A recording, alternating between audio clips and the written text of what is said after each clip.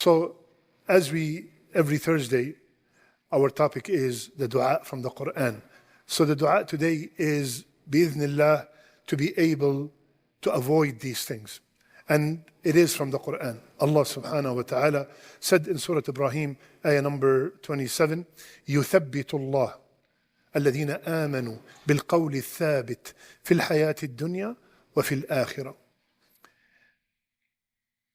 The issue, the matter of thabat, the matter of being steadfast on the deen, is a matter that should be occupying our mind literally 24/7.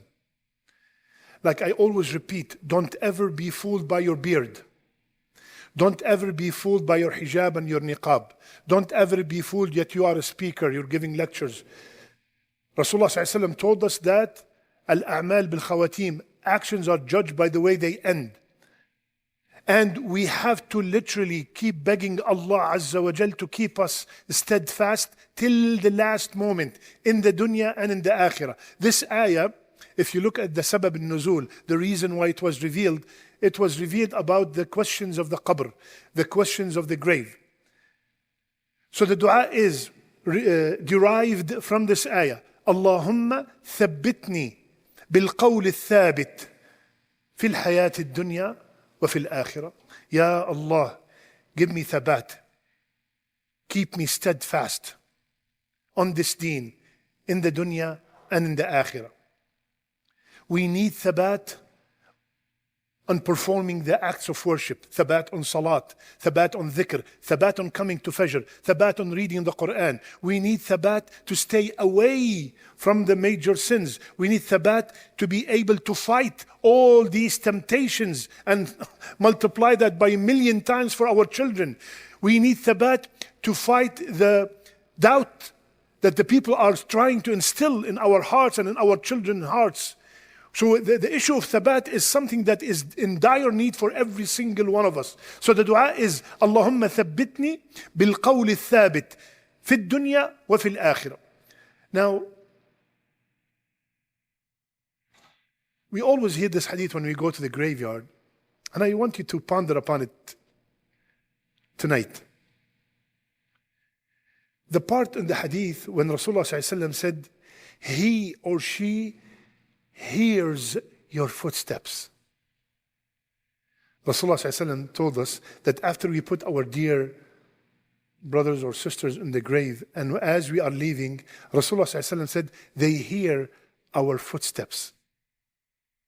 And then the two angels come down, and they ask those three questions. Look at look at the mercy of Allah. Look at the greatness of Allah.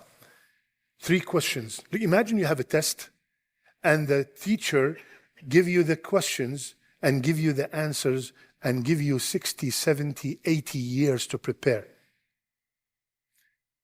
Allah Azza wa Jal gave us the questions and gave us the answers and gave us different ages to prepare, 30, 40, 50, 60 years. And the one who lived Islam, the one who made Islam the way of their life, will be able to answer the questions in the grave.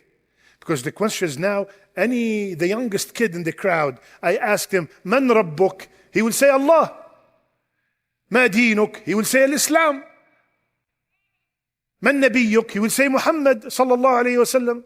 But these three questions, Rasulullah sallallahu alayhi wa sallam, as a matter of fact, the hadith in Sahih Muslim, he said, if you were not practicing deen in your life above the ground, you will say, he actually said the word, ha, ha, ha. He said, when you are asked, Man Rabbuk, who's your Lord? You would say, ha, ha, ha. You don't know. Because that was just lip service. It was just lip service. You did not believe that Allah is the Khaliq, Allah is the Razzaq, Allah is the Qawi, Allah is the Jabbar, Allah is the Hakim, Allah alim al-ghaybi wa shahada. You just said it because I heard people saying it. What's your deen saying? So in order to be having thabat, add that extremely, extremely important moment, because after that, literally after that, our final destination is determined. Rasulullah ﷺ said, a window of Jannah First, he said a window of the hellfire will be open and the person will see it. He gets scared. They said, that was supposed to be your place.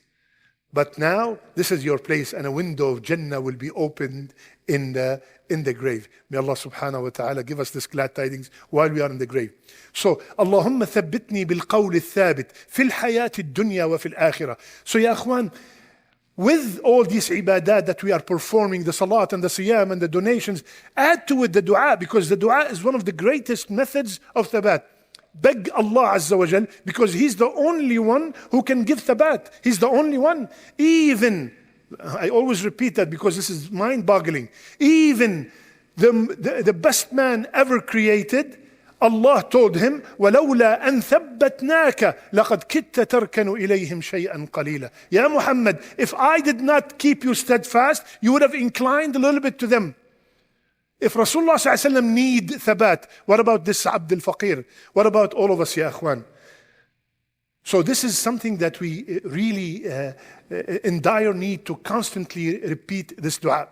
Subhanallah, when the person passes the test, you know, when people come here for the janazah, and as they're leaving, I always tell the person, if I'm not going with them, or if the imam is not going with them, I tell them, please, ya akhi, make sure, please, I beg you, because this dua you could only make today.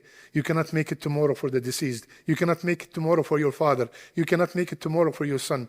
Allahumma thabbithu inda as-su'al. Ya Allah, keep him steadfast when he's being questioned, because if you make it tomorrow, Habibi, it's too late. The questioning happened. The questioning took place already. So we always beg Allah to keep the person steadfast when he's being questioned. So when he passes the test or she passes the test in the grave, Rasulullah ﷺ told us, a handsome person would come and the person who is in the grave would be very happy. And he'd say, who are you? You look so beautiful, so great. He would say, Ana amaluka salih. I am your righteous deeds. And he would stay with them till the day of judgment. So the person will be so excited and he will beg, Ya Allah, aqim as-sa'a, aqim as-sa'a. Make the hour come, make the Yawm al-Qiyamah take place. So the people are crying outside and that person is very happy inside. He's rejoicing and he's extremely excited because he passed the test. So one of the reasons that we could pass the test is to constantly beg Allah to keep us steadfast on the deen, steadfast on La ilaha illallah. So when the questions are taking place in the qabr, it will be easy for us to answer.